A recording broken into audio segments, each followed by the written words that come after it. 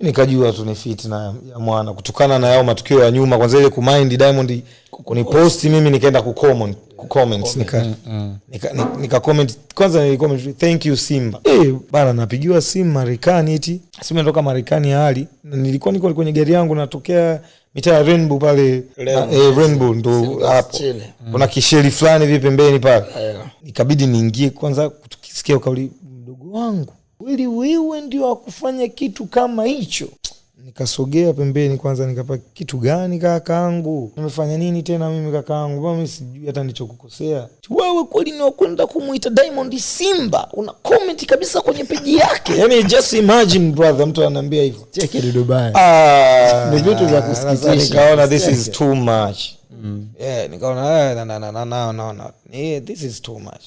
Nikamwambia vipi bro? Kwani wewe ni nani yangu yani mpaka nafika level unaanza kubuy DTV ku comment kwa mtu umeniwekea bando page yangu unamiliki wewe, hawa fan base yangu wewe ndio umenipa kwamba wao ndio wamenifollow kwa sababu yako. Sasa mimi ku comment kwa mtu tena ameniwish ambaye hata wewe hujaniwish. Kumbuka yeye ndio mtu, tuko timu moja na mimi nishajitosa sana kwa ajili yake. Jamaa watu wasijisaulishe. Mimi nilikuwa naenda hadi kwenye show zangu, jua hali ananipigia simu kwa sababu anajua upepo wangu ulivyokuwa mkubwa, ananiomba mimi niimbe nyimbo zake.